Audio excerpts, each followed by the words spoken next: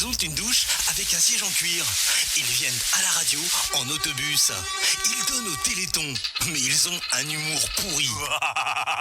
La matinale sur On Air Radio, tous les jeudis, 10h midi.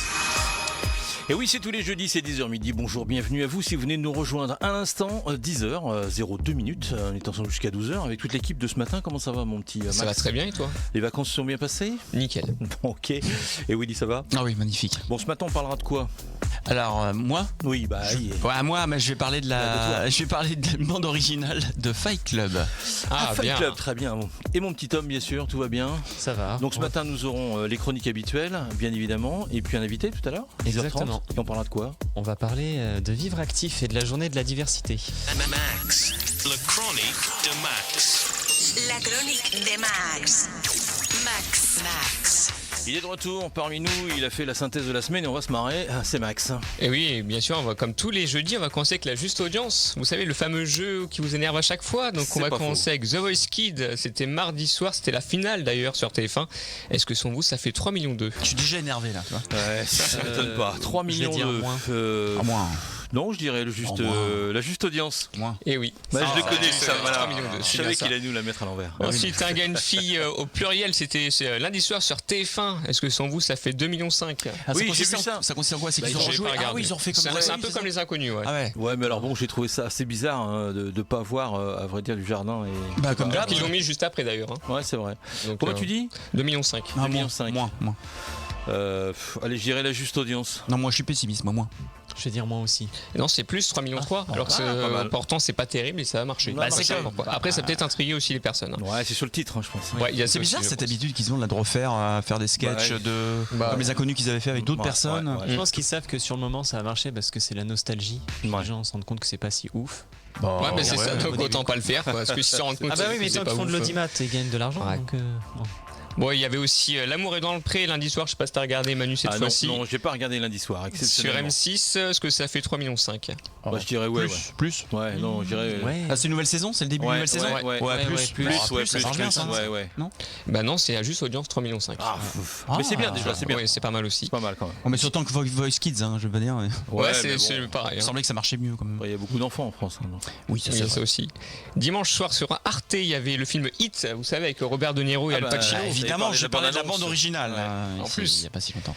Est-ce que sans vous, ça fait 1,8 C'est grâce à ça million d'ailleurs qu'ils leur diffusent. Ouais. 1,8 million. Je ne peux pas dire. Ouais, je dirais moins. C'était quelle chaîne tu dis ? Arte. Je vais Oui, dire- Non, ils font des films. Je hein. dirais moins. Je dirais moins. Je vais C'est un dire super moins film pourtant. aussi. Il est génial. C'est un super polar, mais. Moins. Ouais, c'est moins 1 million. Il est déjà Il y passé, avait, en plusieurs parlant fois. de vieux films, il y avait aussi Le Cerveau avec Bourvil et Oui. Belmondo dimanche soir que j'ai regardé sur W9. Est-ce que ça fait 650 000 ? Ouais, juste audience, ouais. Ouais, je dirais juste audience, ouais.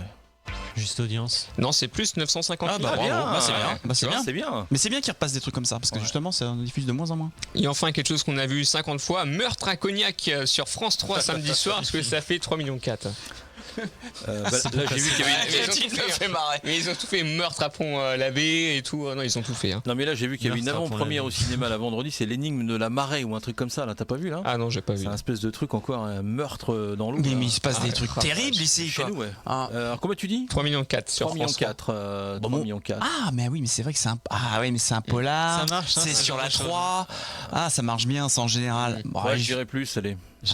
juste. Je vais dire juste Ouais, audience. juste audience. Ah, c'est à juste audience 3,4 millions. Ah, bah, c'est vachement bien. Pas mal. Et Hein. ouais, c'est comme quoi ça a bien marché. Ensuite, je vais vous parler des champions du monde de l'actu. Donc, tu peux mettre la première vidéo, Tom, s'il te plaît. Donc là, en fin de compte, c'est le service de sécurité donc, de Victor Wembanyama. Tout le monde connaît, c'est le basketteur français qui a signé aux Spurs de San Antonio. Ah oui, exact. Ouais. Il était à Las Vegas et ce qui s'est passé, c'est qu'une fan s'est approchée un peu trop près de lui. Puis bah, le mec de la sécu va lui mettre un bon coup de coude. hein. Sauf que la fan en question, c'était Britney Spears. Ah merde. Oh, la vraie, elle a tellement pas de bol. Bah, c'est ça. Pas de bol. Ah la vache. Et ouais, en fin de compte, déjà qu'elle était pas bien, bah, elle a commencé à aller mieux, bah, en fait, non. hein. Donc elle a quand même porté plainte pour coups et blessures contre la police de Las Vegas. hein. Ah d'accord, ok, bah après ils pouvaient pas savoir. Hein. Non, Ils se sont dit, voilà, peut-être une jeune fan qui. Qu'est-ce qui C'est lui ça. arrive là? C'est incroyable. C'est pas de bol. Il y a quelqu'un qui a une poupée vaudou sur elle. là, c'est ça, pas- c'est vrai. Elle a vraiment pas de chance. hein, de Ah oui, elle faire a vraiment ça. pas de bol là. Ah, c'est horrible. hein. Ensuite, nous sommes à Saint-Coulon, donc à côté de Saint-Malo. Donc là, c'est un homme qui a vu son parapente coincé dans un arbre au-dessus d'une plage naturiste. Tu vois, le mec a vraiment pas de chance, soi-disant, tu vois. Soi-disant. C'est la poisse. Le pauvre, il est resté bloqué 2 heures. Oh, et bien sûr, les policiers ont réussi à le descendre, masquant quand même une érection douloureuse. Hein. Il a réussi à descendre sain et sauf. Hein. Tu m'étonnes. Heureusement. Vaut mieux arriver là que dans un truc de loup ou un zoo, tu sais. C'est ça. Et enfin, le dernier champion du monde de cette semaine, hein, c'est un détenu américain. Donc, il a 21 ans. Il était dans une prison de Mississippi. Et lui, il a très bonne idée de s'échapper à 2 mois de sa libération, quand même. Hein. Ah oui, quand même. Sauf que le mec s'est fait choper hein, et il est condamné à 40 ans de prison. Bravo. C'est vraiment un champion. Se barrer à 2 mois, quand même, franchement, il y a un problème. ça s'est déjà produit. Ouais. C'est incroyable. C'est le petit bonus, toi. 40 ans, ça fait mal. Hein. À 2 mois, tu te rends compte toi quelquefois, c'est pas forcément l'urgence de sortir, c'est quelquefois l'urgence. Enfin, c'est pas l'urgence de vouloir raccourcir la peine, c'est qu'ils ont des petits problèmes à l'interne et il faut vite qu'ils se barrent, quoi. C'est surtout ça, quoi. Possible aussi, ouais. Ensuite, je vous parlais aussi de sport. Il y avait du foot cet été avec notamment l'Arabie Saoudite. Hein. Vous avez suivi le cas Neymar, où il touchera donc un salaire de 12 millions par mois, et ce qui est pas assez pour lui, soi-disant, parce qu'il a quand même demandé une maison avec 25 chambres, une piscine de 40 x 10 mètres, 3 saunas, 5 domestiques à temps plein, 3 voitures de sport et un chauffeur 24 heures sur 24, ce qui est complètement débile parce qu'il a quand même 3 voitures de sport. C'est la reine d'Angleterre. Non mais les mecs, on les connaît. C'est indécent. C'est le mec qui se baisse tout le temps. Oui, mais c'est fini. En plus, toutes les lectures, les hôtels, restaurants et divers services durant ces jours off sont payés entièrement par le club. Il a demandé un avis pour ses déplacements et 500 000 € pour chaque poste sur les réseaux sociaux quand il fera la promo de l'Arabie Saoudite. Hein, 500 000 balles? Ouais. Non mais et le pire dans tout ça, c'est l'arrivée blessé. Oui, mais c'est normal, c'est ta part défaut, je crois. C'est débile. Voilà. Non mais sans déconner, faut rater le foot. Là, je pense que oui. Hein. C'est du football business, quoi. Ouais, c'est tout ce que j'aime pas. Ensuite, on va passer aux premières expressions. Donc, il y a aussi le Tour de France qui a eu cet été. J'ai eu quand même pas mal de petites perles, notamment avec les commentateurs qui deviennent un peu beaufs. On voit le petit village. C'est marrant, comme notamment Eurosport. On a traversé le village de la Levrette. La Levrette. Et c'est aussi une bière, la Levrette. Et quand t'as chaud, une bonne levrette. Et ouais, tu vois, c'est Eurosport, ils sont sympas. Hein. Et aussi, il y a les interviews avant les étapes. Et donc là, c'est l'un des membres du public qui va donc se faire interviewer. Mais environ midi, il sort de table, il aura peut-être fallu quelques d'alcool pour faire ça. Monsieur, vous êtes depuis quelle heure? On est accueillir nous. On est accueillir. Ouais, on est depuis heure. C'est important, vous êtes sur cette ligne. Moi, toute manière, je peux vous dire que tu es moulin en 35. Bienvenue. L'apéritif a été bon, il a surtout été long. Parce qu'il a été très très long. La vieille caisse. Ah, c'est bon. Ça fait mal. Hein. Ensuite, il y a aussi l'épisode de Juliette Armanet. Je sais pas si vous avez suivi cette sur la polémique de l'été. Sardou là. Et oui, avec cette question pourtant simple. Il lui a répondu ce matin apparemment. Sur Europe 1. Ouais, il a répondu, mais donc on va écouter la question qu'a posée le journaliste. Ou si tu rentres dans la pièce et il y a ça dans la soirée, c'est un non, tu rentres. Voilà, donc les trois titres, où il rentre dans une soirée qui l'a fait fuir. En gros, ça serait quoi? La réponse. 3 fois le lac du Connemara, je pense. Ouais. C'est vraiment une chanson qui me dégoûte profondément. C'est le no-go. Ouais. Mais qu'est-ce qui dégoûte? C'est le côté, on se prend tous par les bras et on... le truc très comme ça, sectaire, la musique est immonde. Ça sent la transpi un peu, ce type. Ah ouais, c'est de droite. Rien ne va. De droite, quand il faut le faire, ça sent la transpi, c'est de droite. Hein. Une musique de droite, les lacs du Connemara. Faut le faire quand même. Hein. Là, il y a un problème. Ouais, donc elle aussi, je pense qu'elle avait pas fini sa soirée. Je pense aussi. Donc Sardou, comme tu as dit, il a bien répondu. Il a dit il a pardonné parce que ça arrive de raconter des conneries à tout le monde. En même temps, venant de Sardou, il a l'habitude aussi. Et c'est surtout le mec qui a écrit les paroles, lui, il est pas content. Hein. Je ne sais pas pour qui elle se prend. C'est immonde ce qu'elle a fait. C'est pas bien. C'est indigne d'un artiste. Qu'elle chante et qu'elle se taise. Elle peut pas chanter en même temps. Non, ça c'est compliqué. Ensuite, je vais vous parler d'une journaliste d'LCI qui faisait sa dernière émission avec David Pujadas. Et donc, en fin de compte, vous allez voir qu'à la fin, la tête de David Pujadas, tu sens qu'il ne s'attendait pas à ce genre de réponse. Hein. Merci beaucoup, Fanny, pour ce que vous nous avez apporté. Et longue route, on ne doute pas que vous connaîtrez un parcours passionnant. Inch'Allah. Merci à vous. Voilà, Inch'Allah. Ah oui, j'avais vu ça, effectivement. Tu vois la tête de la vidéo de Pujadas, il s'attendait pas du tout à ce genre de réponse. Hein. Ensuite, je vais vous parler, parce qu'elle a fait son retour aussi, c'est Maëva Guénam, vous vous rappelez tous de cette influenceuse. Hein, là, sauf que là... C'est qu'elles sont nombreuses, hein, c'est un peu dur mais surtout elle, elle c'est un peu la reine de tout ça, donc vous le savez, ils sont obligés de dire tous leurs problèmes en vidéo. À chaque fois, ils sont obligés de se filmer. Sauf que là, c'est pas marrant, parce qu'il y a une chose qui inquiète vraiment Maëva. Comme je suis trop avortée, j'ai peur de plus pouvoir tomber enceinte. Et moi, franchement, j'aimerais trop avoir un bébé. Non, surtout pas pour l'humanité. Elle a trop avorté, c'est ça? Ouais, elle a trop avorté, elle aimerait avoir un bébé. Je pense qu'il faut pas en fait. Non, parce que quand tu la vois, surtout l'autre réponse, parce que c'est pas fini. Hein. Écoutez la suite. Moi, moi, genre, je suis quelqu'un de très fertile. Genre, je suis tombée 6 fois enceinte. Et moi, vous savez, je prends pas de contraception. En faisant attention. Alors ça va pas du tout avec la même phrase en fait. J'ai suis tombé 6 fois enceinte, je prends pas de contraception mais je fais attention. Il y a rien Pas qui vraiment. va dans cette phrase. Pas vraiment. Ah non, il y a vraiment rien qui va quoi. Pas vraiment très Moi non attention. plus, mais c'est les influenceurs, faut pas chercher. Et ensuite on va terminer du coup avec L'amour est dans le pré. Je sais que t'adores cette émission. J'adore l'émission, mais c'est vrai en plus. Et j'ai beaucoup d'empathie pour nos amis agriculteurs et ils ont un métier difficile, compliqué. Et je trouve que c'est l'émission qui leur permet justement de peut-être arrêter d'être tout seul quoi. Ben oui. Et je trouve que c'est chouette. Voilà. Et donc là du coup on est avec un candidat qui n'a pas encore reçu de lettre parce qu'il pense que c'est à cause de sa diction. Mais est-ce que c'est peut-être ça qui les fait peur? Je sais pas. Qui les freine? Il dit, oh, lui, on va pas le comprendre, on va pas lui écrire. Alors moi je trouve ça va, c'est pas pire. non, C'est c'est pas pire parce que le mec du Tour de France. parce que non mais il y a eu Didier rappelez-vous Didier c'était ça aussi. On dit toujours, je parle d'avenir de l'accent, non? On dit toujours, je parle d'avenir de l'accent, non? Non, Didier c'était quand même le. Bon, c'était un peu léger. Voilà, c'est un accent léger. C'était le summum. Sauf qu'il l'articulait pas à un moment donné, donc c'était très compliqué. Et on découvre aussi Roméo et donc là il est avec sa mère donc il a reçu beaucoup de lettres. Roméo, j'ai tes lettres. Viens voir.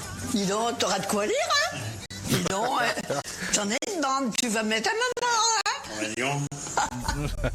Sauf que visiblement toutes les lettres c'était pas pour lui. Ah bon, toutes les lettres n'étaient pas pour lui? Non. Oh, mais non, c'était pour Claude. Oh là là.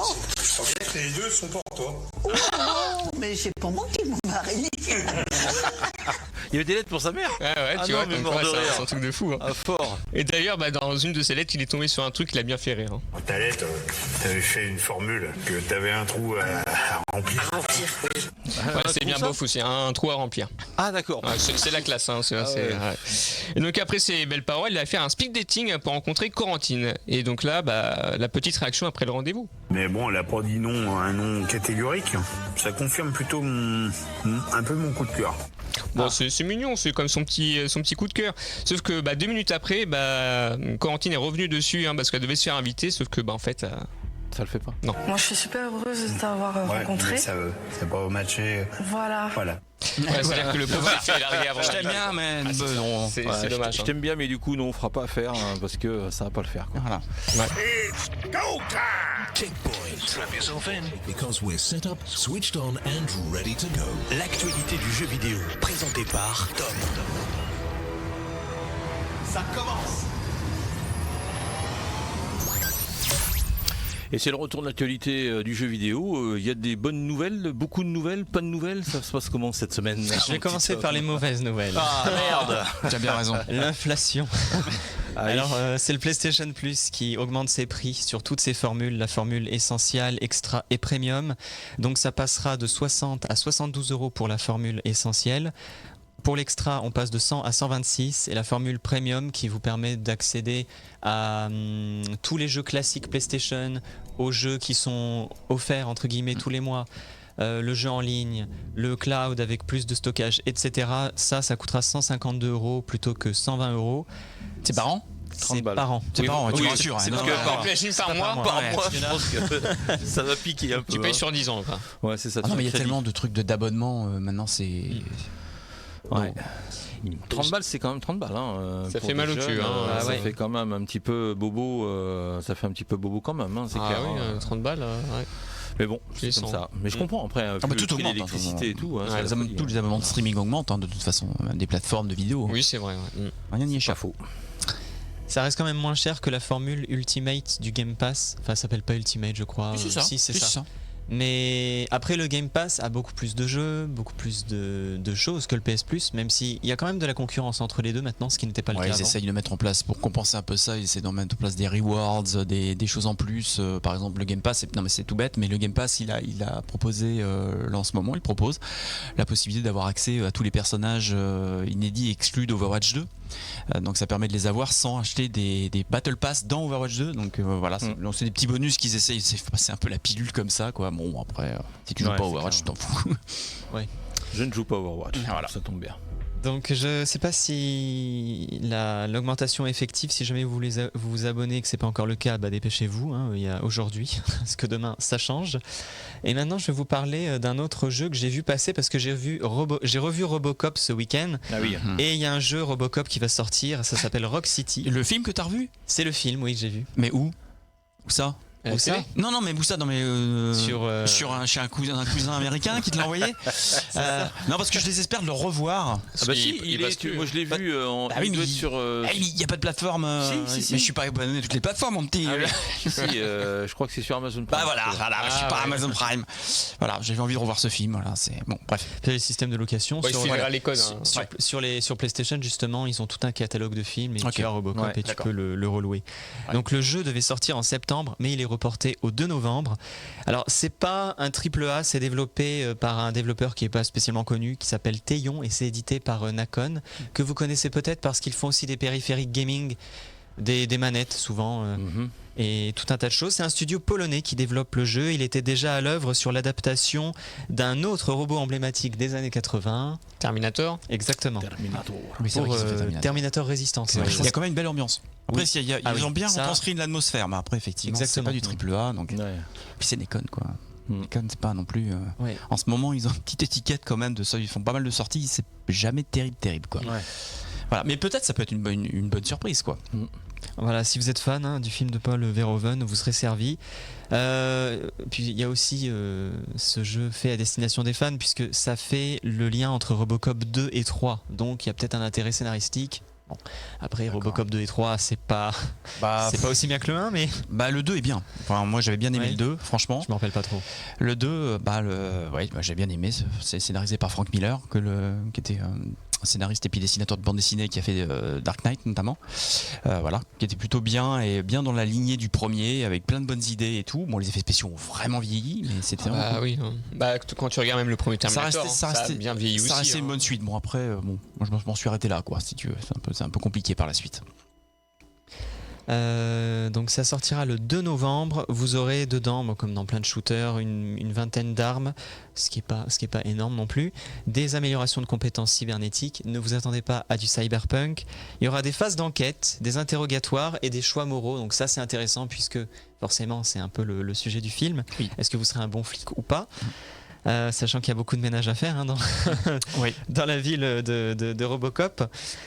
Et qui se passe à Détroit d'ailleurs. C'est ça, voilà, je cherchais à Détroit. Et il y a un autre jeu qui se passe à Détroit, mais je me rappelle plus. Je sais pas si c'est Watch Dogs.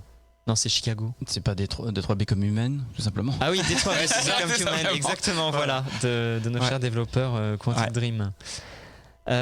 Autre news importante, la semaine dernière je vous parlais d'NVIDIA, cette semaine c'est AMD qui annonce le FSR 3 en réaction au DLSS 3.5 de NVIDIA.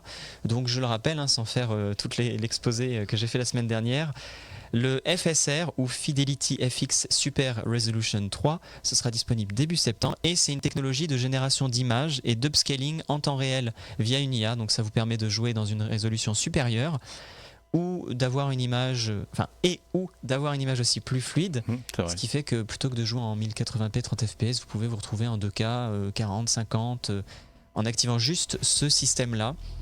Donc c'est vachement bien, ça évolue au fur et à mesure, ils sont quand même en concurrence les deux, c'est assez proche. Là on peut voir un exemple avec Forspoken, où on passe quand même à 53 à 175 fps alors qu'on est en 4K, ultra, etc. Je sais pas si prendre Forspoken en exemple. Oui, c'est peut-être pas le jeu dont on se souviendra le plus, mais il y a Cyberpunk, ça te fera plaisir. Ce sera compatible avec le DLSS, c'est pareil, c'est compatible avec Cyberpunk, et ils ont annoncé 300 jeux compatibles avec le FSR. Et l'avantage aussi, c'est que c'est comme le DLSS 3.5, en fait, c'est accessible sur tout un tas de cartes graphiques. Ce qui est plus compliqué avec Nvidia vu qu'on est obligé d'être sur de la RTX.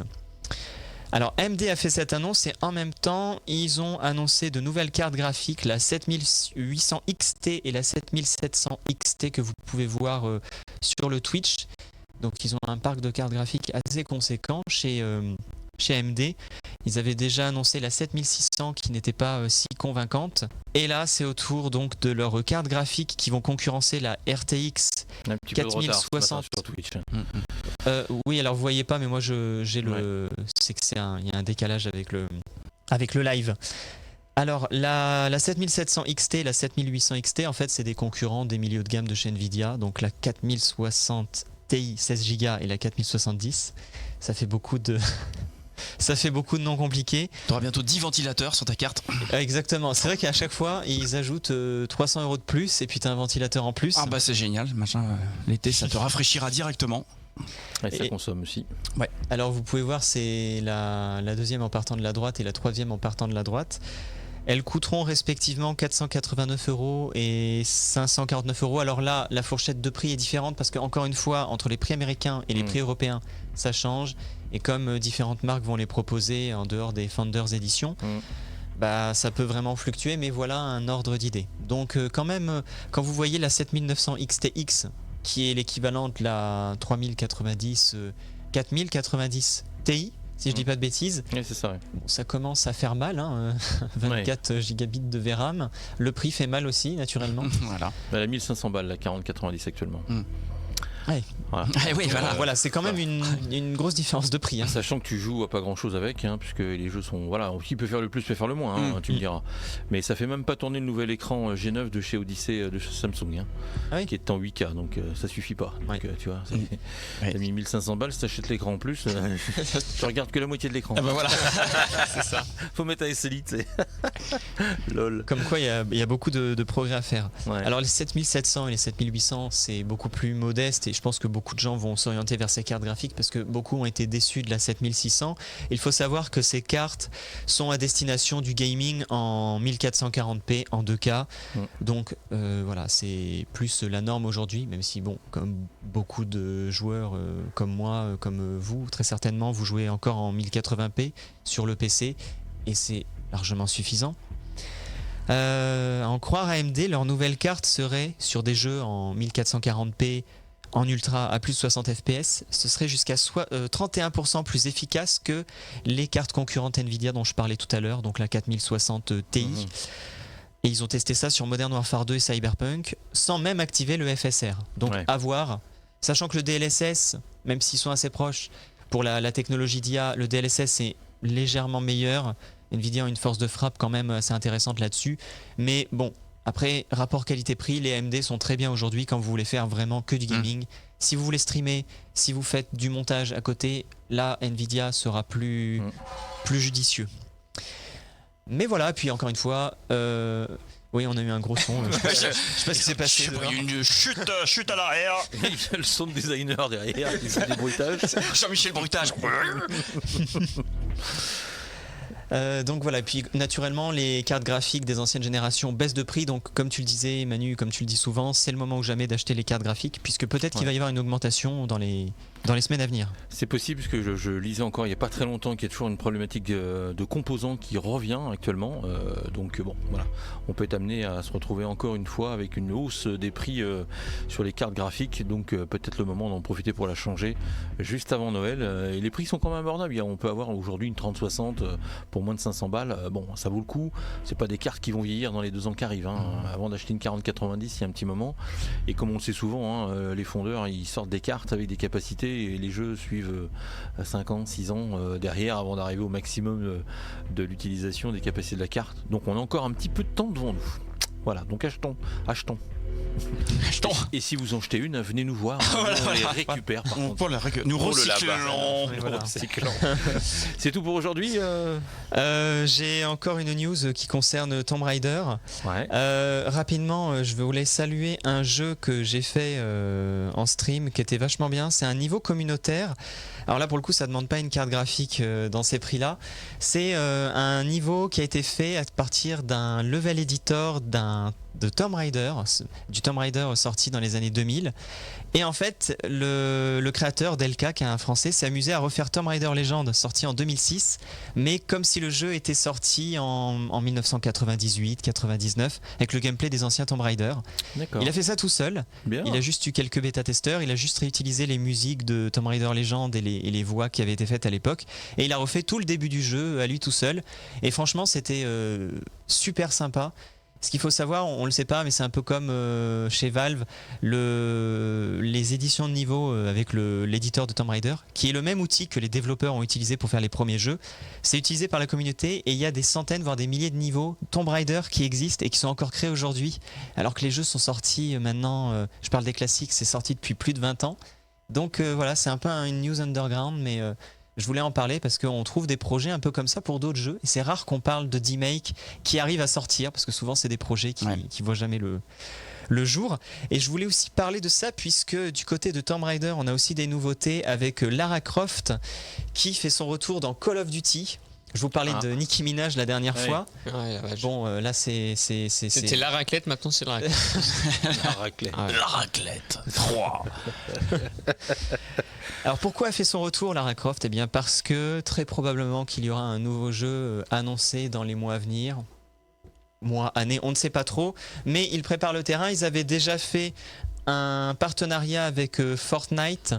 Comme vous pouvez le voir sur l'image qui suit. Qui n'a pas fait de partenariat avec Fortnite ? Juste un bridou, je veux dire. Ouais, c'est clair. Mais là, c'était un gros partenariat et pour Tomb Raider, ils l'ont fait avec différents jeux. Donc c'est pour vraiment rappeler aux gens que la série existe et la moderniser. Donc ils avaient fait 4 skins pour Lara Croft pour je sais plus quelle saison. Et là, c'est autour de Call of Duty. Et le personnage de Lara Croft qu'on voit là est particulièrement intéressant puisque ce ne sera peut-être pas celui du prochain jeu, mais c'est une manière de tester en fait et d'avoir des retours de la communauté, voir ce que les fans en pensent.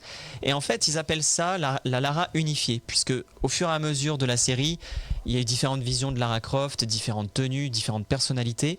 Et là, ils ont voulu à la fois revenir aux origines et rendre hommage à toutes les différentes époques, puisque très certainement que dans le prochain jeu, on incarnera une Lara Croft accomplie, là où dans les derniers jeux qui sont sortis, la trilogie, c'était les origines. C'est les origines, voilà. L'origine story, oui. Okay. Donc gros partenariat, à voir par la suite, on en reparlera. Et Call of Duty d'ailleurs, il va y avoir une bêta dans pas très longtemps, donc vous aurez l'occasion de tester sur Warzone et Modern Warfare 2, et peut-être 3 aussi le personnage de Lara.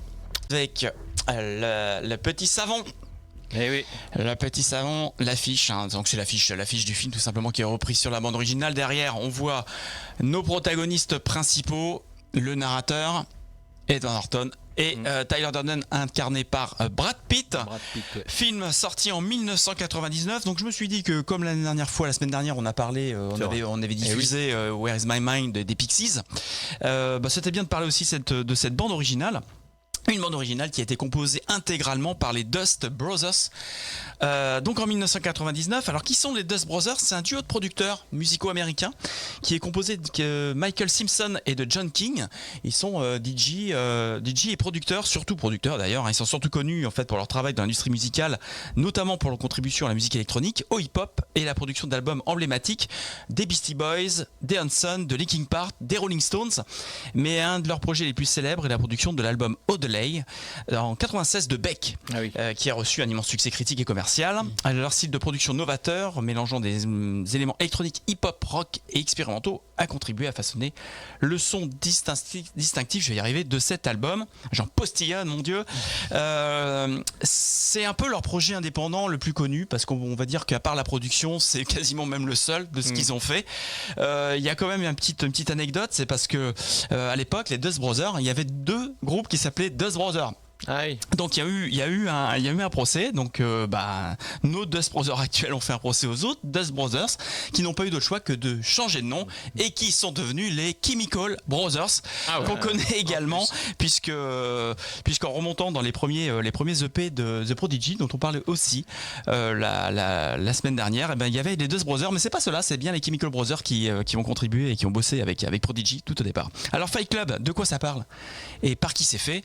Je pense que vous l'avez tous vu ici, plus ou moins. Oui, quand même. Voilà, donc c'est un film réalisé par l'excellentissime David Fincher. David Fincher, faut-il le présenter? C'est un réalisateur que personnellement me passionne. Il a réalisé Seven, Mindhunter, la série Mindhunter qui est toujours disponible sur Netflix, Alien 3, Gone Girl, Zodiac. Et Fight Club, c'est pas juste un scénario original puisqu'il est basé sur un roman du romancier américain Chuck Palahniuk. Chuck Palahniuk est un gros anard, qui est un gros anarchiste, qui a fait d'excellents romans mais qui retourne un peu la société. Il faut dire qu'il aime pas du tout la société américaine, il veut un peu la détruire de l'intérieur, il est limite nihiliste, Palahniuk. Mais ça vaut le coup de la lecture, franchement, c'est toujours très très très formateur. Et je vous résume succinctement l'intrigue, sachant que je peux pas vous en dévoiler plus si vous n'avez pas vu le film, on va pas se mentir. Ouais, on va spoiler. Il y a un twist extraordinaire. Donc le protagoniste, qui est incarné par Edward Norton, qui n'a pas de nom. En fait, on ne sait pas comment il s'appelle, le protagoniste. C'est la voix off, on le voit, mais on ne sait pas comment il s'appelle. Est un homme insomniaque et insatisfait de sa vie. Il travaille dans une entreprise de fabrication de voitures et souffre d'une profonde aliénation et d'un sentiment de vide. Sa rencontre avec Tyler Durden, un homme charismatique, anticonformiste, va changer sa vie.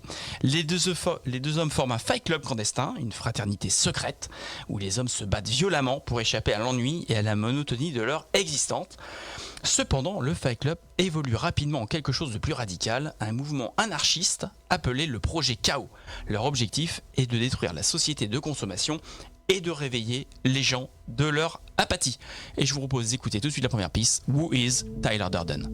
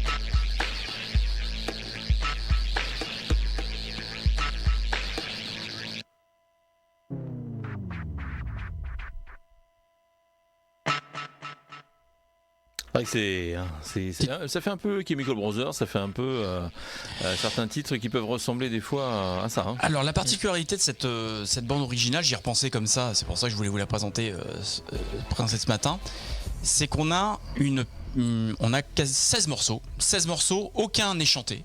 Il n'y a absolument aucune voix, sauf sur la dernière piste intitulée This Is Your Life, où on entend la voix de Brad Pitt, Tyler Durden. Pour le reste, c'est donc une bande originale dont chaque piste a été écrite pour le film, donc vous entendez tous ces morceaux dans le film, mais c'est surtout une bande originale que vous pouvez parfaitement écouter en vous baladant, parce qu'en fait tous les morceaux sont super sympas, électro, trip-hop, vraiment quelque chose gravé dans l'époque, et qui est un peu comme la bande originale qu'on avait aussi écoutée au niveau de Nip Tuck, c'est-à-dire que c'est très, c'est pas que des choses planantes comme ou symphoniques comme on a déjà écouté ici au niveau des bandes originales, mais c'est des morceaux qui auraient parfaitement pu passer à la radio s'il y avait eu un peu plus de voix certainement, mais qui sont très très agréables à l'écoute, rythmés ou calmes, dans un style toujours très très électronique, très moderne. Donc ça a été salué par la critique parce que justement le film est quand même très nerveux, il y a un montage très très nerveux aussi, il y a même des effets de manche. Fight Club, je le rappelle, c'est un film qu'on voit une première fois, on essaie de comprendre ce qui s'est passé, et après on le revoit une deuxième fois, et là on se rend compte qu'il y a carrément des images subliminales dans le film, puisque le film est bourré d'images subliminales, puisqu'il raconte une autre histoire, et en fait quand on le revoit on comprend différemment, et on se met à voir effectivement que Brad Pitt apparaît en images subliminales. Je vous propose d'écouter un deuxième morceau qui se nomme Homework.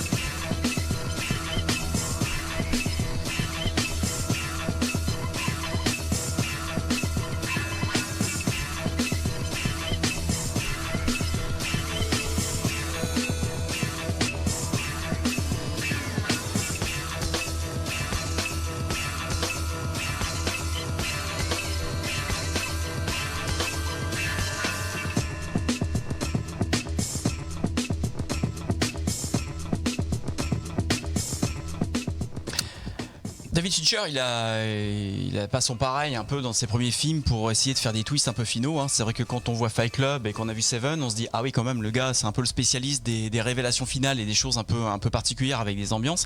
Il a toujours une ambiance un peu lourde dans ses films, avec une ambiance souvent sonore un peu particulière. Il aime beaucoup les musiques modernes électroniques. Il vient de sortir juste, il y a même pas avant-hier, la bande-annonce de une prochaine série qui va passer sur Netflix qui s'appelle The Killer avec Michael Fassbender. Et si vous avez un peu l'oreille musicale et si vous aimez en plus ce type de musique, immédiatement, enfin, voilà, moi j'ai percuté qu'immédiatement que ça ressemblait quand même vachement à une Nine Inch Nails. Et pas loupé, c'était bien d'une train 13 Nord derrière, avec qui il a déjà travaillé, puisque je l'ai pas cité, mais David Fincher, il a aussi fait le remake de Millennium, hein, donc The Girl with the Dragon Tattoo, du roman Millennium scandinave. Et on retrouve toujours un peu ces espèces de musique assez modernes qu'on avait aussi dans Seven, et qui un peu sont sa marque de fabrique, puisque même dans la série Mindhunter, on a un peu des mélanges de l'époque, mais des choses un petit peu modernes, toujours pour vraiment travailler sur cette ambiance. Et là où certains réalisateurs préfèrent une ambiance très symphonique, très noire, très classique, lui il y va carrément et il travaille surtout avec des gens actuels sur les pistes, enfin sur la scène actuelle. Je vais y arriver. Un troisième morceau, What is Fight Club?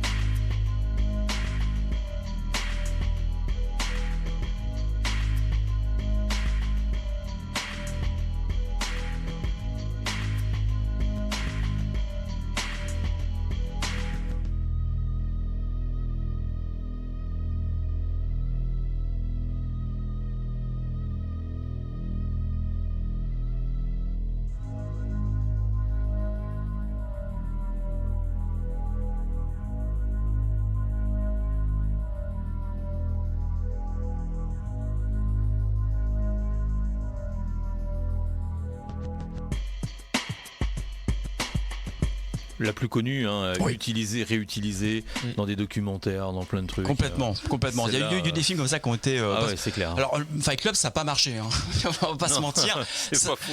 La sortie au cinéma, ça a été plus ou moins un four. C'était très particulier. Ça n'a pas cartonné. Non, pas du tout. J'ai moi-même constaté, puisque je suis allé le voir au cinéma à l'époque quand il est sorti, et des jeunes femmes qui sont sorties de la salle parce qu'effectivement, elles venaient voir un peu Brad Pitt quand même. On va pas faire cliché, mais c'est vrai. L'acteur était très populaire, ça semblait intéressant. Le trailer ne livrait pas grand chose et on a tout de suite les scènes du Fight Club où ils se mettent vraiment très méchamment sur la gueule. C'était quand même un peu sanglant, un peu ensanglanté, donc les gens étaient un peu surpris de là où ça allait. C'est vrai que la première moitié du film, on a l'impression vraiment que ça va être juste une histoire de gens qui se foutent sur la gueule un peu anard. Et puis malheureusement il faut rester surtout et les choses changent. Il n'y a pas que parce que c'est très sérieux. Fight Club, mais en même temps c'est bourré d'humour. Il y a beaucoup dans les dialogues qui sont assez saignants, même dans les musiques. On va le voir avec l'extrait numéro 4 avec Corporate World, qu'on sent que ça peut déconner un peu par moment.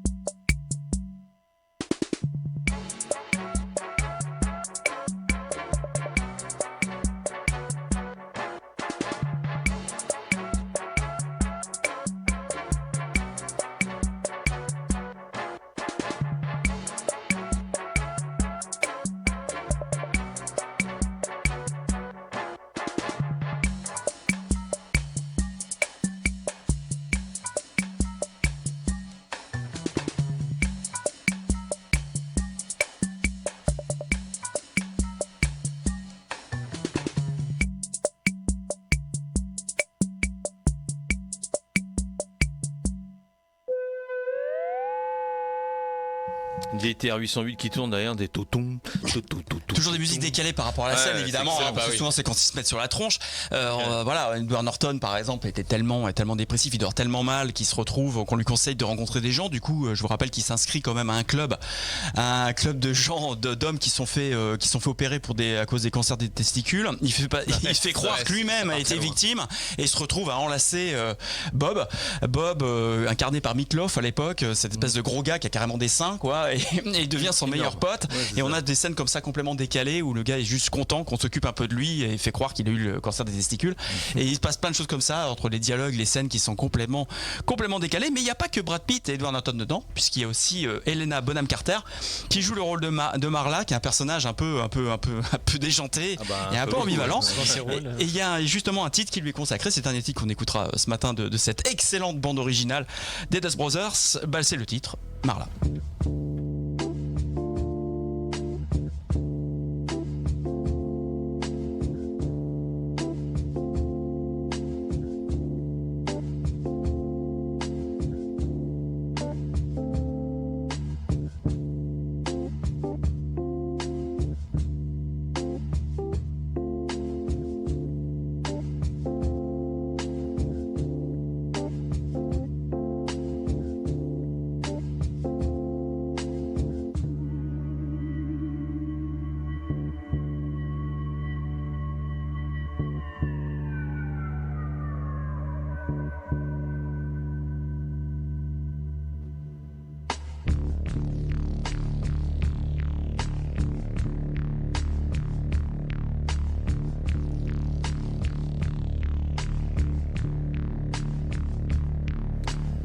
Marla. Ouais. Donc un film à voir et revoir. Vraiment, on dit souvent, c'est une formule à voir et revoir, mais là pour le coup, vraiment, tous ces films-là très particuliers qui ont des twists, etc., pour mieux comprendre. Et surtout, n'hésitez pas, si vous avez Fight Club, à mettre sur pause, parce que c'est ça le secret de Fight Club. Il a fait un succès vraiment pas terrible commercial lors de sa sortie au cinéma, mais il est devenu culte à partir du moment où il est sorti en DVD, puisque les gens l'ont redécouvert et surtout, ils ont pu faire quelque chose de tout simple qu'on peut pas faire au cinéma, c'est mettre sur pause. Ouais. Parce que c'est important dans Fight Club de mettre sur pause pour se rendre compte qu'il y a effectivement des images subliminales dans le film et il y en a plein partout tout le temps et c'est assez génial de voir la créativité de David Fincher dans ce film là, mais c'est pareil dans Seven, puisque lorsqu'on le revoit une autre fois on voit bien qu'il y a des choses qui sont un petit peu dissimulées à droite à gauche. Alors je sais que David n'écoute pas Honor et c'est bien dommage, mais David, si quelqu'un connaît David, par pitié David, fais-moi une saison 3 de Mindhunter, je t'en supplie. Meilleure série au monde sur les serial killers, ça vaut tous les documentaires du monde, c'est génial, c'est super, c'est sa patte, c'est toujours la colorimétrie un peu marron dégueulasse,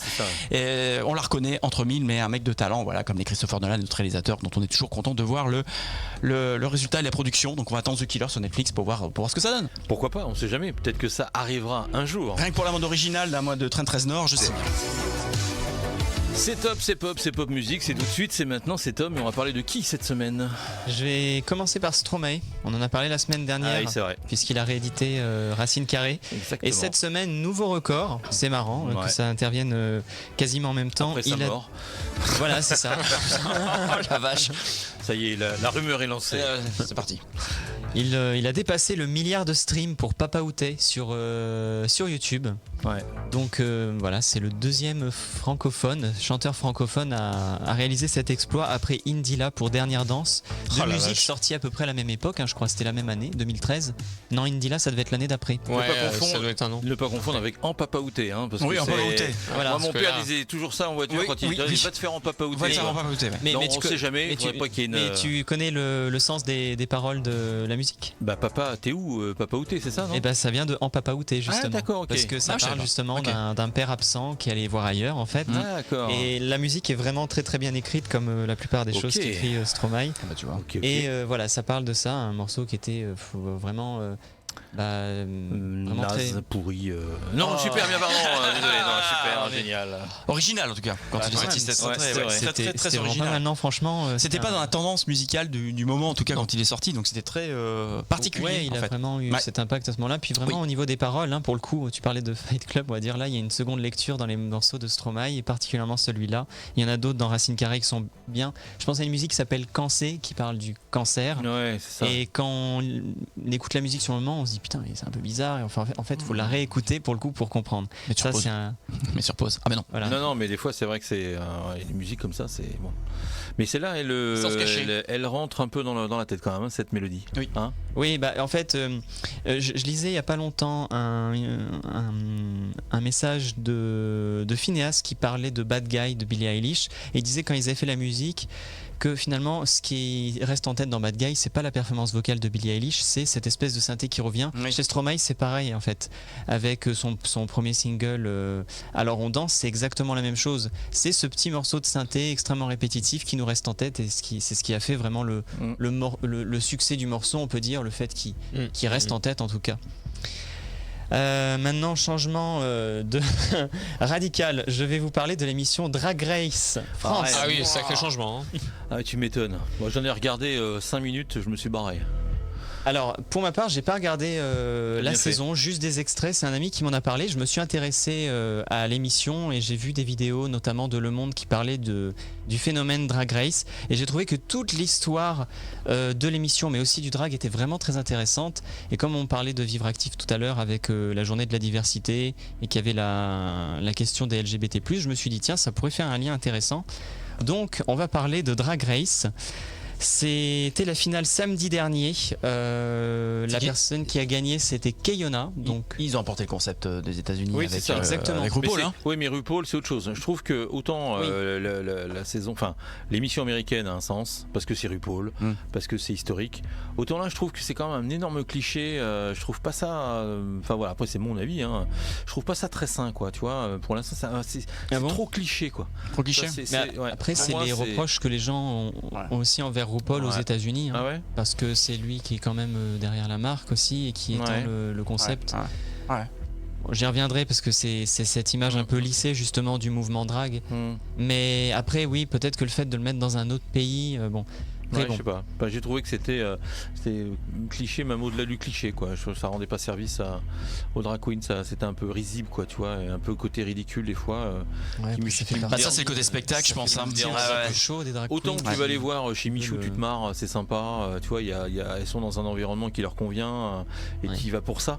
Autant là, espèce de truc à la télé où tu as l'impression que c'est un peu un jeu, un peu. C'est une compétition, non ? C'est ça ? Oui, c'est ça. Et puis c'est un peu télé-réalité aussi, je suppose. Oui, voilà, c'est ça. Donc bon, voilà. Mais après, c'est mon avis. Mais autant je peux comprendre, il n'y a pas de souci, chacun fait ce qu'il veut avec son corps, sa tête et le reste. Mais autant là, je trouve que cette mise en avant comme ça à la télé, je trouve que c'est pas véritablement rendre service, quoi. Mais bon, c'est mon avis, mais après l'émission était peut-être très bien. Après, on en reparlera des cabarets avec Michou, mais peut-être que toi tu parles du transformisme qui n'est pas la même chose que le mouvement drag. C'est pas la même chose, mais t'avais beaucoup de drag queens en fin de soirée chez Michou. J'y suis allé assez souvent à l'époque où je travaillais à la télé. Tu étais sur scène Non, mais tu sais, quand je travaillais à Paris, on fait beaucoup de soirées. C'était un lieu qui était magique malgré tout, quoi.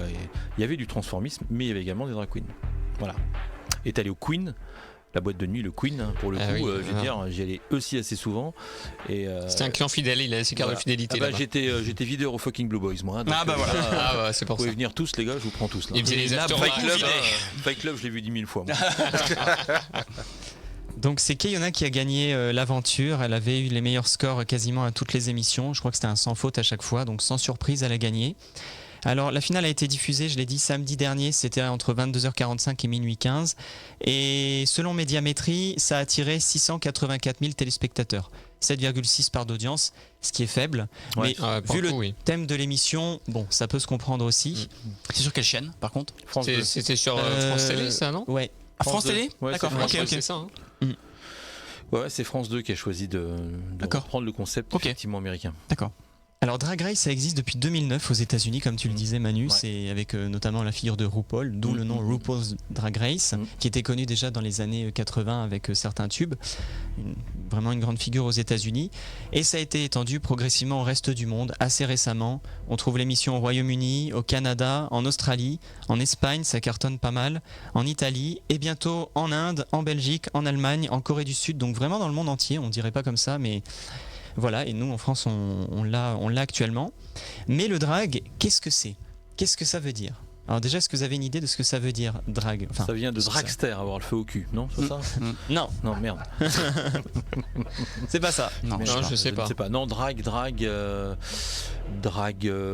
c'est le fait de draguer peut-être, non? Non, pas en anglais. Non, bah non, pas en anglais. Dragster, dragster. Moi, dragster. Je sais pas. Moi. Alors. Justement, l'origine du mot, elle est un peu mystérieuse parce que pour certaines personnes, ça pourrait être un acronyme de Dressed as a Girl.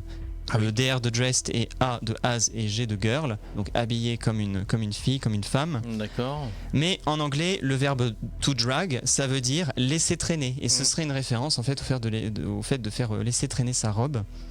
Donc ça pourrait être aussi l'origine. Donc ça c'est juste le terme, mais ensuite il y a toute la pratique qu'il faut définir. Alors on parle d'ailleurs de drag king ou de drag queen. Pourquoi on emploie le mot queen? Alors moi je pensais que c'était juste figure reine ou roi. Et en fait queen, dans l'argot anglophone, c'est un mot utilisé pour désigner un homosexuel efféminé. Le mot de queen. Bon, on a des mots un petit peu moins jolis en France, mais je sais pas si c'est vraiment péjoratif là-bas. Mais du coup, ils utilisent. J'ai pas l'impression que ça soit utilisé comme une insulte en tout cas. Non. Surtout quand tu vois le groupe Queen. Bah oui, pour le coup, c'était précurseur. Même si bon, il y avait aussi un clin d'œil parce qu'il était anglo-saxon. Ça aurait pu être ça. J'ai regardé justement sur internet si Queen ça avait un rapport avec ça. En fait, pas du tout. C'est juste cette idée de grandeur. Oui, c'est ça. Ma soeur avait un cheval qui s'appelait Queen, mais bon, je pense pas que ça vienne de là.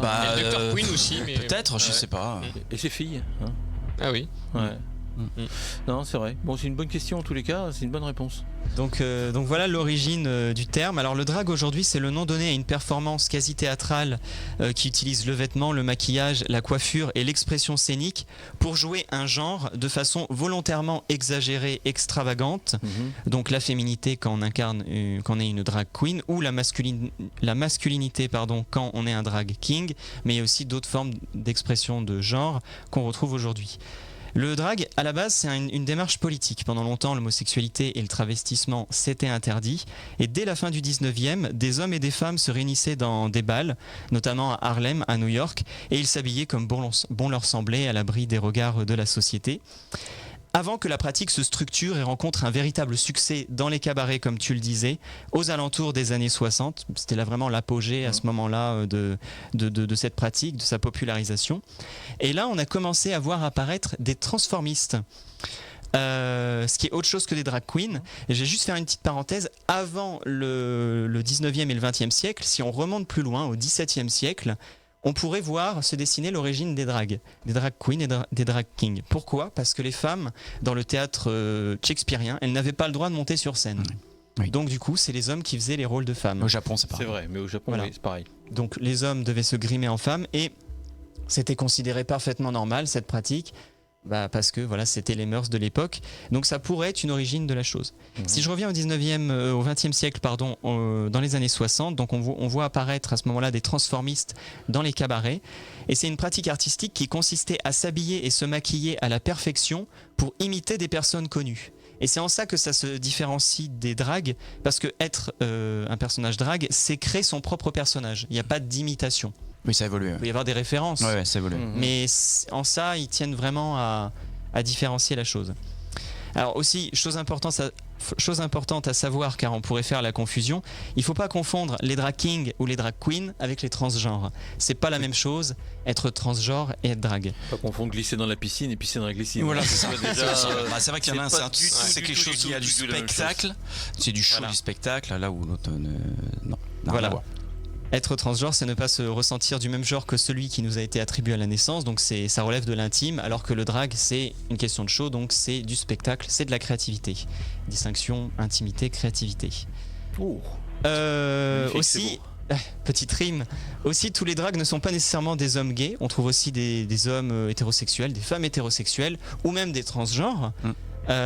Qui sont des drags. Donc voilà, c'est important de préciser parce que souvent en fait, pour les concernés, pour les drags, on fait cet amalgame et ça les agace un peu forcément. Et justement, des émissions comme ça permettent aussi peut-être de repréciser toutes ces choses-là. Et là, il y en avait des hétéros là dans le. Aucune idée. Je sais pas du tout.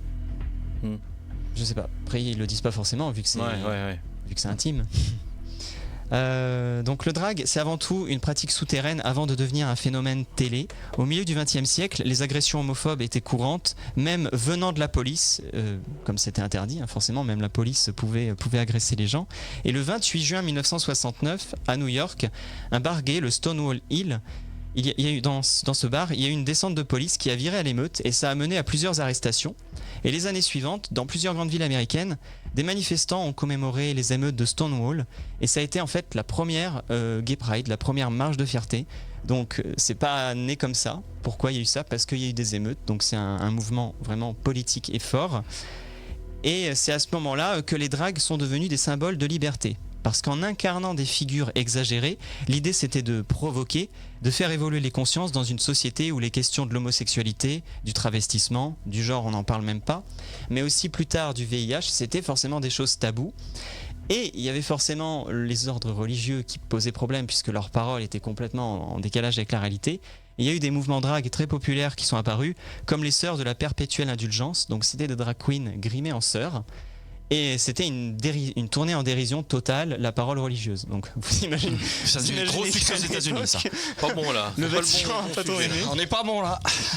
Mais c'était pour alerter sur les dangers du sida, donc il y avait quand même une urgence derrière tout ça. Donc voilà la petite histoire des dragues. Et c'est. Voilà, on revient à ce que tu disais tout à l'heure. C'est l'adaptation, après dans les autres pays, c'est du commercial derrière.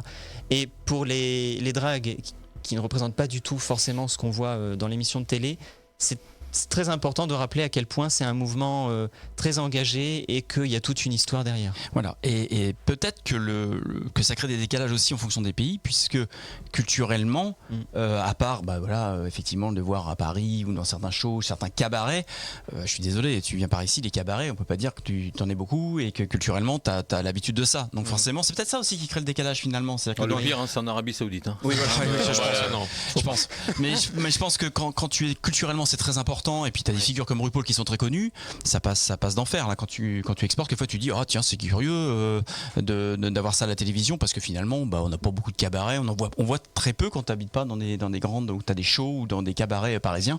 C'est vrai que moi aussi je porte bêtement un Michou, ce genre de choses, mais ça a toujours un peu ce décalage. Non, il n'y en a pas beaucoup chez nous, c'est vrai, malheureusement, mais parce que c'est des lieux quand même super convivial, on mange très bien et les spectacles des fois sont très bien faits. On arrive à avoir des transformistes qui sont incroyables. T'as vraiment l'impression d'avoir les gens en face de toi. Ouais, je me souviens chez Michou, j'ai vu Dalida, des choses comme ça où t'es même la voix. C'est tout petit en plus. C'est tout petit. Chez Michou, faut réserver 6 mois à l'avance. Aujourd'hui, je sais pas. Ça existe toujours, ça, au fait, ou pas? Oui, ça existe. Je pense que ça a été repris certainement. C'est quand même un lieu emblématique. Chez Régine aussi, à côté de l'Arc, à Paris, Régine aussi faisait beaucoup ça, recevait énormément de transformistes ou de drag queen également. Ça faisait partie aussi des spectacles qu'elle mettait en œuvre au moins une fois par semaine le vendredi soir. Et voilà, c'était un spectacle de voir ces personnages habillés, maquillés, etc. Mais voilà, après, mon avis juste, c'est que je pense que ce mouvement-là, en tous les cas, même s'il revendique une certaine parole politique, comme tu le disais tout à l'heure, d'engagement en tous les cas, je pense que les mettre comme ça, moi ça me fait penser un peu à un zoo, c'est ça qui me dérange. Ces lycées, on les fout à la télé en disant ouais, ça va arranger les choses. Je trouve que ça les arrange pas. Ça pourrait intensifier le cliché quelque part. Je trouve que ça intensifie encore le cliché. Ouais, tout est dans la façon de faire. Exactement. Peut-être manquer de pédagogie par rapport. C'est le format typique qu'on voit. Parce que c'est quelque chose qui est collé aussi à un format qu'on a beaucoup vu, peut-être certainement trop vu. On juge la cuisine, on juge l'appartement, on juge le machin, toujours le jury, etc. Et du coup, le travail de pédagogie, d'acceptation qui va avec, c'est-à-dire de faire découvrir les gens un peu dans l'intimité, peut-être un peu plus en douceur. Si c'est que du show, du spectacle avec des gens qui se tirent dessus, ça revient quand on juge les mariages, etc. Ça devient un peu cliché parce que on va prendre ça, puis on va prendre ça, etc. Je sais pas si le message il est peut-être un peu perdu dans cette multiplication de télé-réalité comme ça de ce genre-là. Oui, et puis comme tu disais tout à l'heure, si dans cette émission tu avais des hétéros, des transgenres, etc., et que c'est pas précisé, forcément que le cliché tout de suite ça va être c'est des homosexuels, quoi. T'auras pas le choix. Voilà, c'est des mecs qui se transforment en femmes, c'est sûr et certain. Et pour eux, ces gens-là, ils seront bien évidemment de nature plutôt homosexuelle que hétérosexuelle. Tu vois ce que je veux dire? Et c'est là où le cliché me dérange, moi, à vrai dire. Je préfère que que les gens aillent de façon volontaire, tu vois, aller voir ce genre de choses pour comprendre, pour voir, qu'on les mette comme ça à la télé en disant regardez, c'est sympa, elle se maquille, machin, etc. Et que à côté il n'y ait pas cette pédagogie qui manque, je pense, à chaque fois dans ces émissions. Puis on a un côté voyeurisme en France avec la télé-réalité aujourd'hui. On aime bien quand les gens s'engueulent, on aime bien quand il y a des problèmes, on aime bien quand il y a des potins derrière les gens, etc. Donc tu viens à chaque fois rajouter une couche, si tu veux, qui s'éloigne complètement du message. C'est une télé-réalité qui tu rends des figures détestables quelquefois, alors que c'est pas politique. C'est plus un message politique, c'est plus, vous savez, voilà, c'est une façon de vivre, on est comme ça, etc. Là aujourd'hui, tu rentres dans un cliché qui pour moi à 100%. Et j'ai regardé 10 minutes. Et tu vois, je le disais encore la semaine dernière, moi j'ai des amis homosexuels que je connais bien, je connais très bien, avec qui j'ai passé beaucoup de temps il n'y a pas très longtemps encore. Ces genres de choses, ils détestent. Parce que ça stigmatise plus qu'autre chose. Ouais, je vois ce que tu veux dire. Ça peut stigmatiser des choses comme ça. C'est vrai qu'il y a eu des reportages par contre qui ont été faits. Il y a pas mal de reportages qui ont été faits sur Drag Queen, etc. Et c'est vrai qu'il y en a qui étaient très bien faits, dans le genre dans des 20 minutes, des choses comme ça où vraiment on suit le quotidien, le travail, le machin. Avant, et tout là ça, pour le coup, oui, mais le problème de la télé-réalité telle qu'elle est actuellement ou de ce genre d'émission, c'est que je vais pas mentir, comme le but c'est que ça parle, on a toujours des personnalités, que Koh-Lanta, on a toujours des personnalités hyper détestables. C'est dommage. Je trouve ça dommage qu'il y ait des personnalités parfois un petit peu qui se tirent dans les pattes et qui sont bah oui, parce qu'il faut attirer les gens, il faut faire des spectateurs. Plus il y a d'engueulades, plus il y a de merde. Et donc du coup, ça noie effectivement le message, parce que ça noie le message. Mais c'est la télé qui est comme ça. Parce que même là, dans les portraits, tu les vois jamais dans leur vie de tous les jours, etc. Tu vois, c'est vrai. Tu les vois que quand ils sont là, dans cette façon. Puis le montage. Et ça, ça me dérange. dérange. Les trucs les plus saignants. Et ça, ça me dérange. On les verrait en dehors du toit, dans une vie, etc. Dans leur quotidien. Et ça permet de comprendre comment on arrive à pouvoir aller sur ce type de choses. Au contraire, c'est pédagogique, tu vois. Mais là, bien sûr. Ils le font plus après la saison, en fait, quand ils médiatisent la personne qui a gagné. C'est Paloma, surtout l'année dernière. Après, tu sais, Paloma, elle est passée l'année dernière sur Quotidien et ça avait fait pas mal de vues. Et là, pour le coup, elle s'exprimait bien. Je trouvais qu'elle était, la drag queen Paloma était intéressante quand elle parlait de tout cela. Mais c'est vrai que voilà. Ça manque encore de pédagogie. La preuve, toi, même pour nous, on sait pas. Elle, tu vois, on a un peu de mal. Non, mais je disais elle, parce que c'est. Oui, mais bon. C'est le gars qui parle, mais le personnage, c'est Paloma. Donc il y a presque plus de pédagogie d'ailleurs dans Priscilla folle du désert, finalement, qui est un très bon film. Exactement. Qui est un excellent film. Priscilla folle du désert, où on voit différents angles, justement, de vie, avec des volontés de changer de sexe pour le personnage, puis les autres qui sont vraiment drag queen pour le coup. Moi, j'ai trouvé ça super, ce film, et très intéressant et sensible, et vraiment, pour le coup, ça fait comprendre aussi le poids du regard de la société sur des choix de vie ou des choix de genre. D'accord. Faudra le revoir maintenant, parce que peut-être qu'il a vieilli, parce qu'il était peut-être certainement, il a rentré un peu moins dans les détails, parce que à l'époque est comme ça. Mais ça avait le mérite en tous les cas de parler d'un sujet qui était. Oui, puis pour le coup, c'était assez nouveau à l'époque d'aborder toutes ces problématiques, c'est bien. Après, l'émission elle existe, mais c'est encore une émission de compétition. J'ai donné un avis, après je suis pas non plus la référence. Faut que ça existe, mais en même temps, ce serait bien dans un autre cadre que la compétition. Après, c'est la parodie, même l'émission de RuPaul. Les personnalités sont un peu sont connus pour ça, pour se balancer des. Oui, mais les Américains ont une histoire qui date des années déjà 70. Sur le drag queen, tout ça. Donc chez nous, c'est arrivé beaucoup plus tard. Chez eux, déjà dans les années 70, dans tous les clubs, Club 54, Studio 54, etc. C'était déjà des clubs à tendance homosexuelle, mais avec déjà ces arrivées de drag queen, etc. Qui dansaient toute la soirée. Enfin voilà, c'était très particulier, mais ils ont déjà cette culture que nous, on a un peu moins. C'est peu de dire qu'il prend sa retraite en fanfare dans un village de Sicile où il y a des mafieux. Alors il était parti pour prendre sa retraite tranquillement. Comme John Wick, quoi. Voilà, comme John Wick, il est tranquille, et puis là, pas de bol, il y a la mafia qui vient s'installer dans ce petit village dans lequel il souhaitait reposer tranquillement, et manque de beau, quand tu tombes sur Robert McCall, c'est pas bon, c'est comme quand tu tombes dans 48 heures avec, comment il s'appelle, j'ai mangé son nom là dans la tour là. John McClane. Voilà, t'as Robert McCall et John McClane. Tu les mets ensemble, c'est un carnage. Toujours là, mauvais moment. Voilà, c'est ça. Toujours. La violence arrive quand même plutôt très très vite, faut être clair. Donc il y a quelqu'un qui s'y connaît, explique Antoine Fuqua dans le site américain Deadline, c'est qui prouve que le héros, plutôt monolithique dès qu'il passe à l'action, il a quand même 68 ans, notre ami Denzel Washington. Il a rien perdu de son charisme ni de son efficacité pour liquider notamment les fâcheux, même nombreux, et ça fonctionne plutôt toujours aussi bien. Alors la petite anecdote, c'est que a priori c'est le dernier pour lui, mais il devrait y avoir une suite. Et qui incarnerait Robert McCall à votre avis? Je sais pas. Petit blind test. Encore un acteur noir par contre? Alors pour le coup il sera noir. Non mais c'est parce qu'ils auraient pu changer, après c'est un acteur blanc, ce qui m'aurait étonné un peu, mais bon, pourquoi pas. Will Smith? Non. Oh non, pas Will Smith. Il a pas trop le vent en poupe en ce moment, Will Smith, depuis. Et pourtant il tape fort, mais je réfléchis, mais. Tom, à ton avis? Je sais pas, ce serait un acteur plus jeune? Oui, c'est un acteur beaucoup plus jeune. Celui qui joue dans Creed? Pardon? Celui qui joue dans Creed? Non. Un acteur qui a joué, je sais pas, dans un Marvel? Non, c'est un acteur que vous connaissez pas. C'est-à-dire que les acteurs dans Marvel. Parce que c'est son fils. Ah d'accord. Voilà, a priori, je lisais hier en préparant cette chronique, on n'a pas pu trouver. Incroyable, qu'effectivement, a priori, ce serait donc son plus jeune fils qui incarnerait la suite de cette série. Il est peut-être producteur aussi. Robert McCall. En tous les cas, il a même pas besoin de parler pour en imposer. C'est vrai que être un grand acteur, c'est ça. C'est vrai qu'il a ce pouvoir, Denzel Washington.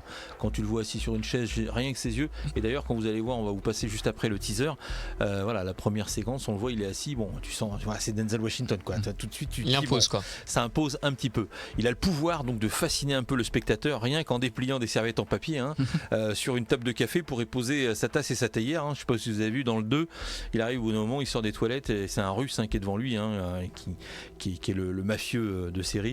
Et après, il prend ses lunettes, il lui pose dans son verre comme ça. Et tu te dis, tout est en classe, les lunettes sont pleines de sang et détruites. Le mec s'est fait buter juste avant dans les chiottes. Mais bon, ça s'est plutôt bien passé.